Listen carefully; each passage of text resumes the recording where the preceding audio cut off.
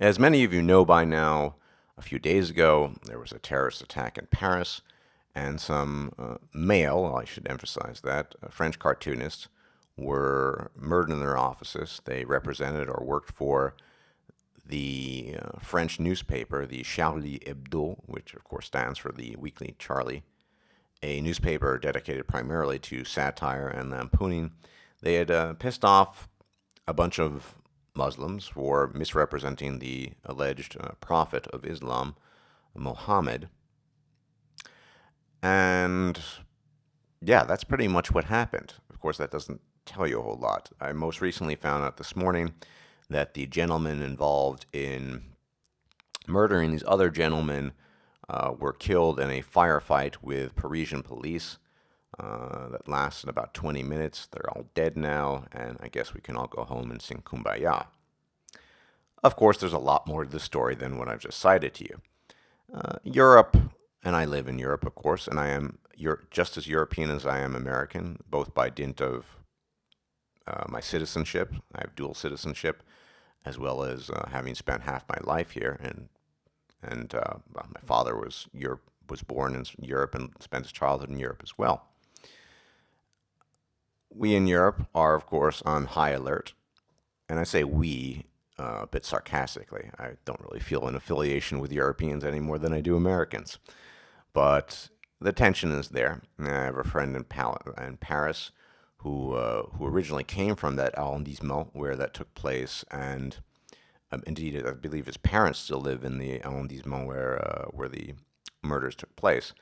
And so everyone's on high alert, everyone's worried. And of course, what's interesting more than what actually happened is the reception. The reception that took place after these terrorist attacks on the part of journalists, usually. And usually there are two perspectives here. You have a left-leaning perspective and a right-leaning perspective. Interestingly enough, I'll be posting this article. The left-leaning perspective tends to turn this into an issue of, well, misogyny. We see this, an article written by a Nina Burley, Newsweek Online, an opinion piece. And yeah, she talks about women's rights and blah, blah, blah. This, of course, has nothing to do with the attack. The attack was an issue of freedom of expression and freedom of the press, not misogyny, even though the word is bandied about here repeatedly. And this is a convention, and we've gotten used to this, of course, of people who tend to be on the left over-focusing on certain things. And as has been pointed out many times in the past by Karen Strawn, aka Girl Hates What, if we actually look at Islam, what appears to be misogyny is simply a more primitive state of mind. In more primitive societies, and of course their byproducts, and Islam is a byproduct of a former, more primitive time, women and men had a lot more restrictions placed on them in the things they could do and the things they wanted to do. And women in particular, being limited factor in reproduction, had honestly even more, but different restrictions placed on them than men. And that's why it's there. That's not misogyny. That is simply a state of affairs that is reflective of a former time. Okay. But as we see, certain things being co-opted here, when, if at all, people should be focusing on an attack against freedom of expression or freedom of the press, it gets turned into, this is about misogyny somehow. And of course, this article, which I will be posting a link to, mentions the ban on burqas and other headgear and covering and clothes that tend to cover up body parts in France. I was, in fact, not in agreement with that promulgation, that proclamation. I think it's ridiculous. The government should have nothing to do with the way people choose to dress. If some people want to cover themselves up, particularly women, from head to toe, let them. I don't fucking give a shit. It doesn't affect me. Who cares? Anyway, so on the left, you tend to have that perspective, and on the right, it's a kind of, they're evil, but the Christian side of things is good. Lest we forget that Christianity arrived at its current relatively benign yet still remaining ludicrous state after hundreds of years of effect of what I would call internecine catechism, blood sport across spanning the continent of Europe. We remember, of course, the first modern war, which is actually not the Civil War, but much more commonly referred to as the first modern war, being the 30 Years' War, waged from 1618 to 1648. An incredibly bloody conflict spanning several countries, raging across almost the entirety of Europe. We saw places that are now modern Poland, Germany, the Netherlands, Spain, France, Austria, you name it. It was going on full stop. It was hardcore. Never mind the immediate Reformation period after the posting of the 95 Theses by Martin Luther. Christianity took a long time to get where it is, and I'm not saying it's particularly good, but it's relatively benign. The problem on the right-wing perspective here is that it's sort of, once again, you have this juxtaposition of what I've referred to as the Manichaean dichotomy, right? The forces of evil, Islam, versus the forces of good, Christianity. And Sam Harris has rightly pointed this out, that the people who actually see issues with Islam tend to be religious extremists themselves. Go figure. I should also note that Sam Harris used to be a lot better on focusing on irrationality than he is these days, where he focuses primarily on misogyny. I think a lot of it has to do with the fact that he's married and has two daughters and comes from a single mother household, but that's just speculation. But as usual, my perspective here is different. Many of you know, I'll say it again, I'm highly irreligious. I grew up in a highly irreligious secular household. No holiday of any religion, Jewish, Christian, Muslim, anything, none of that was ever acknowledged. Its religion and the ties to it were just irrelevant, and so we just went about our business and everything was nice and secular. My father was born in Europe, spent his childhood in Europe, and then emigrated later on to the United States. And maybe that's part of it as well. And I also grew up in New York City, which is, of course, very different in its religious composition to the rest of the country. The United States, I'm told, I have not actually held discourse or conversation with some of these religionists, is the most religious, westernized, or rather, most religious, industrialized country in the world. Go figure. But my perspective is neither American nor European. I'd like to think it's just mostly mine, even though I am both. The problem, as usual, is a bunch of people missing the forest for the trees. What do I mean by that? When we talk about religion in public discourse, we are missing the forest for the trees if we are talking about secondary, tertiary, or indeed distant causal factors when it comes to religion. What is religion? It is a cover-up for ego. I talked about this rather extensively in Contented and Rationalist. I talked about terror management and how theory and how religion allows human beings to cope with mortality salience. And indeed, you can certainly look at these terrorist attacks as a form of, I'm not saying it's heroic, but it's certainly in the eyes of the perpetrators, as an exercise in heroism on their part. They achieve their pseudo-immortality, their metaphorical immortality, and defy their mortality salience by engaging in these practices. I mean, that's what religion does for people. The problem is not religion. And no, this is not me, leftist, or Reza Aslan going on. The problem's not. It's irrationality. It is the desire to codify and relegate your ego to a dismal corner of humanity's past when we didn't understand enough about the world. I think there should be freedom of religion. I don't think government should impose dress codes on people, and that's ridiculous. And I also think people should be able to write and express what they want. The cartoonists were within their rights to do what they wanted, and they did. Unfortunately, they suffered some negative consequences. But we spend too much time, and by we I mean people, and people who address religion, addressing religion and not irrationality.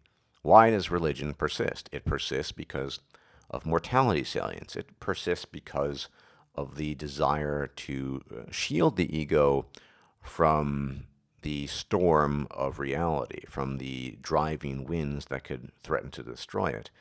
And this, of course, is a failing on the part of the left to address it as such, and even more of a failing on the part of the right because they tend to be in cahoots with this religious ego sanctum business, because they tend to propagate Christian mythology and Christian nonsense, even as they oppose Muslim mythology and Muslim nonsense. So this is really the problem, and even in the atheist movement, which I don't really pay much attention to these days, people focus too much on religion. And so they are, once again, missing the forest for the trees. In the early days, Sam Harris pointed out, and he's since lost his way, that we should be focusing on the unreason, the irrationality of religion. We don't need special terminology such as atheism to describe our position and so on and so forth. This has been given up essentially, and you have fully fledged YouTube channels dedicated simply to atheism, aka the Amazing Atheist, who, I don't know, understand his appeal, Thunderfoot, who occasionally puts out good material, and so on and so forth. The problem is irrationality, and the problem is not addressing what causes the inception of religion itself, the genesis of religion. What is the genesis of religion? It's pretty simple. It's the genesis of any ideology. People want to feel comfortable, and they're more comfortable, feeling comfortable, than they are being uncomfortable whilst being exposed to truths that might otherwise shatter their little egos. This is always the problem. This is the problem of human progress. The problem of human progress is a problem of ego. If we could all cast aside our ego and stop enshrining and stop placating the ego in shrines of antiquity, which would be the case of religion, or even more modern shrines in the forms of specific political ideologies, we can make a lot of progress. We would have so many hindrances removed. Science, humanities, social sciences, all of this could progress to degrees I can only imagine, but that's unlikely to happen. But what we do need in the public discourse is a halting of discussion of religion. Is religion good or bad? This is not about religion per se. This is about irrationality and mortality salience and other issues related to that. Religion is just a manifestation of it, just as any other thing might be. Now, as many of you know, I think religion is a bunch of bunk. I've made many arguments in the past showing that, demonstrating that, and I don't take religious discussion particularly seriously. I don't even engage in it because it's a waste of time. Doing so might grant credence to some of their claims, just as if someone who happens to be a modern-day Hellenist practicing Hellenistic religion would argue with me, I wouldn't argue with that person unless they want to talk about, I don't know, the historical circumstances of Hellenism or Hellenistic religion. That's completely different. But still, it is a waste of time directly arguing with religious people. What needs to be done is to whittle away at their foundation. And in this sense, I am a crusher of hope. I do not believe people should remain with ill-conceived hopes and notions of the universe, because the price we pay is far too high, as evidenced by the murders of these cartoonists. I mean, what happened is actually a classic case of mortality salience and the attempt to pseudo-transcend that via pseudo-heroic acts of, we're going to murder these guys and get the spotlight in the world and go down in flames and everyone will remember us. Yeah, they'll be remembered for a long time. But this is just a demonstration, or rather proof of the point. Gentlemen, we don't need to talk about religion per se, and the public discourse, I doubt it'll ever go in this direction, doesn't need to talk about religion per se. We need to talk about irrationality. We need, if necessary, to deconstruct these quote-unquote history of some of these religions, show that it's a bunch of bunk. This needs to be displayed en masse so everyone can see it, so they can understand it in simple terms. We need to understand and transmit knowledge of mortality salience, of the desire to preserve ego and self-esteem at the cost of virtually anything else, at the cost of truth and the cost of understanding and knowledge and rationality. These are the issues that need to be addressed in light, or rather in the aftermath of events of these, not Was it a good idea to ban burqas? No, that wasn't, because the government probably shouldn't be getting involved in telling people what to wear, as well as these weird opinion pieces that go on about misogyny, or the right-wing ones where they talk about, Islam is evil in these super simplistic terms. I'm on neither side. I've expressed my views here.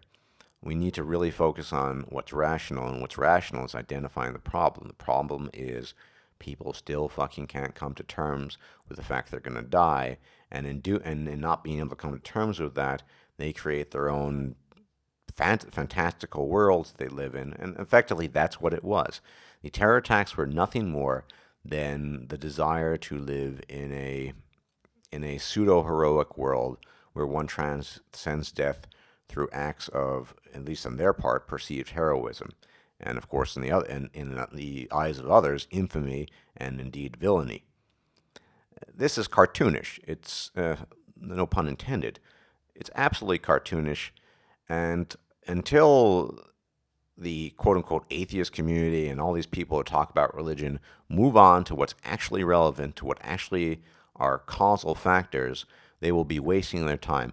But I tell you one thing, by now, based on my observation, I think that the quote unquote new atheists and the atheist movement in general is much less invested in pursuing rationality than they are in continuing to make profits, and it's just another sector to earn money in, basically, and another ego calling, essentially. A bunch of people gathering together for the sake of their own tribalism, ignoring their internal contradictions, and so on and so forth.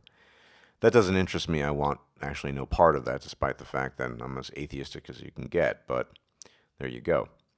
Some things to consider, gentlemen, in light of the Charlie Hebdo massacre, or murders, or however you want to term it. And rest assured, the whole world, particularly in Europe, is going to be on high alert. I already saw some newspaper lines here in Germany whilst going shopping early this morning, where it was claimed that should Germany now take heed and blah, blah, blah, and should this be done? Yes. It is a problem, I think, as we watch humanity fumble and stumble forward. We needn't fumble and stumble forward. We could walk forward upright. We could walk forward without the fumbling and stumbling. It's entirely possible. It just requires a release and a realization and an internalization of a few things. Sadly, I don't think these things shall come to pass. As always, thanks for watching, gentlemen. And even more importantly, may Odin, or Wotan, or Woden, as he was called in Old English, or Proto-Old English, may all of these entities watch over you. They're a lot cooler than any of the modern monotheistic gods. Rest assured. Bye-bye.